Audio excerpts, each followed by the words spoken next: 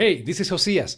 Are you ready to learn how to create a personalized marketing strategy step by step? Personalized marketing is when you tailor your marketing based on customer data. This is purchase intent or history, interest, concerns, objections, and obviously other things like first name, last name, and a lot more than that. When you use this data to personalize the content you deliver by email, ads, phone calls, WhatsApp messages, even Facebook messages, and a lot more, then you're doing some kind of personalized marketing. So how can you create a personalized marketing strategy that helps you win? Before I continue, please subscribe to this channel now to keep learning how to make your audience react one at a time at scale automatically. All right, so one of the first steps to create a personalized marketing strategy that makes sense is to define your business goals. The reason why this is important is because it will help you determine everything from this point. Personalized marketing is not magical. It requires a strategy. The next step is to study your audience. This would be your customer base, your leads, and prospects. How? Start with the general audience. Bring it down to the specific marketing segment you want to target. Then bring it down to the specific buyer personas. And then from there, you bring it down to the augmented buyer persona. What's an augmented buyer persona? An augmented buyer persona is the combination, the mix between your buyer personas plus the customer data you have access to about these individuals on a one-to-one basis. CRM data, email marketing data, any type of information you have about these individuals. This mix will help you create better contextualized messages that help people react. There are many ways you can know more about your audience. Simply ask. For example, you can talk to your after sales support team. You can talk to customer support. You can talk to SDRs, sales development representatives. You can talk to any individual within your organization that has some kind of interaction with customers, leads, and prospects. You can talk to product people. You need to double check the data you already have access to in your CRM, email marketing automation tool, spreadsheets, whatever you use, but also you need to get more contextualized information from your team, from your organization. The next step, based on the goals we previously discussed, based on the audience, the specific audience you want to target, bringing it down, remember, as much as you can to the augmented buyer persona, the next step then is to select the type of information you want to use and that you can use, also legally speaking, to create personalized messages. Are you ready for this? The more you can contextualize these messages, the better.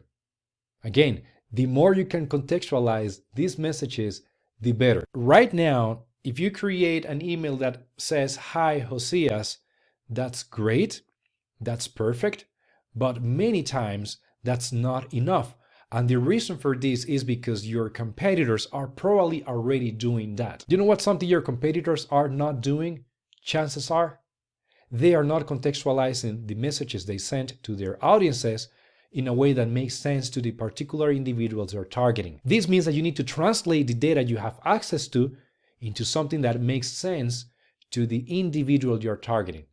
John, Mary, Mark, Luke, and all individuals you're targeting. So far, you have defined the strategy. You have also defined the specific audience you're going to target, as nail it down as you can. You have also defined the type of information and the information you can use and want to use for these personalized, I'm going to add contextualized and even better individualized messages. And now the next step is choosing the right communication channels based on the individuals you're going to target. Now, if you can, you know what's even a lot better? Choosing the type of channel each individual prefers. But I do understand that in many cases, this is like a bit complicated.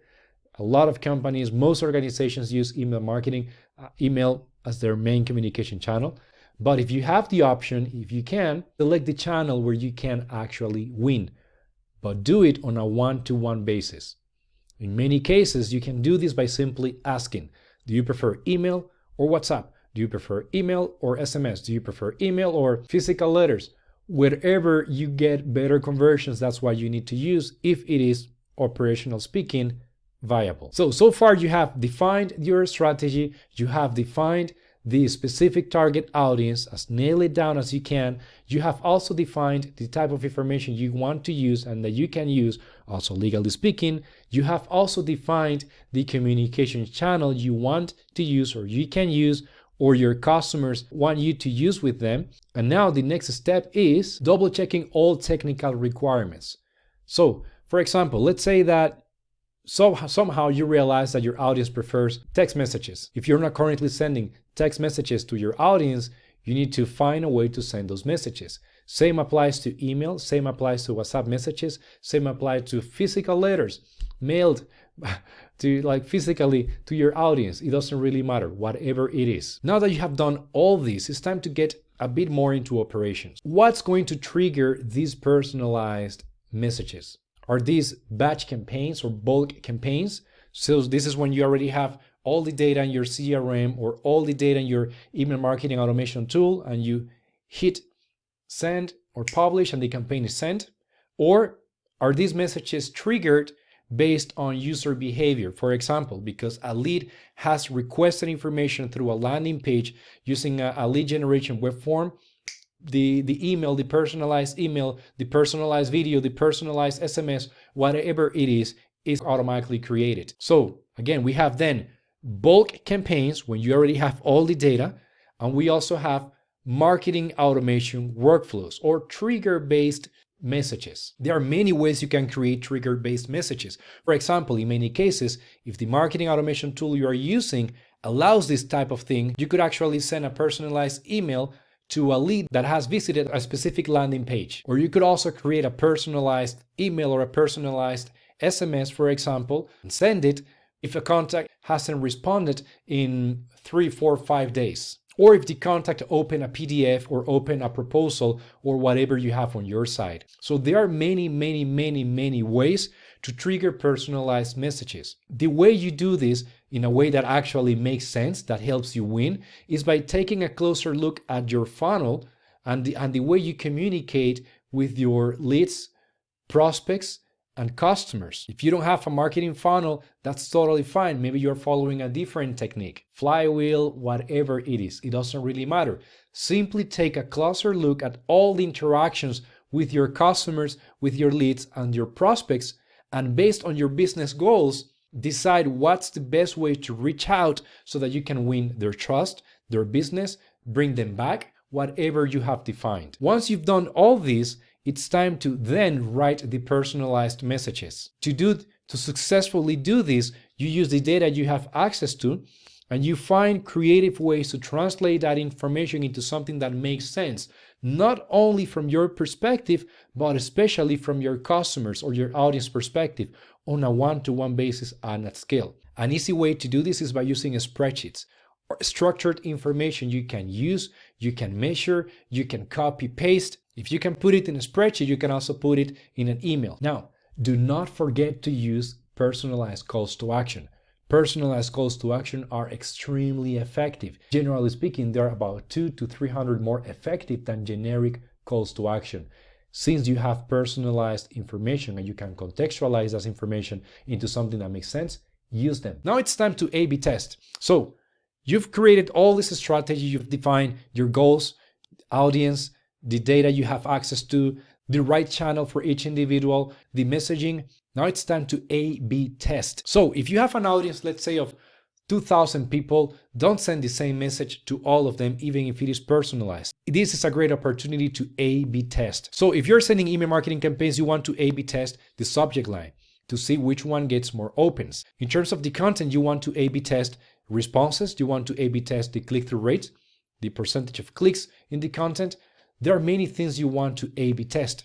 Test them all. What I recommend is selecting 5 to 10% of your audience, the target audience, to create A/B test with personalized messages. And now that you have sent the campaign, it's time to check the conversions.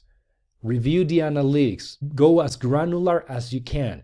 See what needs to be improved. Usually what needs to be improved has to do with the communication channel. So first focus on opening rates, then focus on click-through rates, then focus on responses, although it obviously depends on what your goals are. I hope you found this information useful. If you have any questions, please simply let me know. I am here to help. You can use the comments below. Do not forget to subscribe. Also, if you loved this video, please give us a like. This will help me serve you better. Stay safe, take care, see you later. Bye.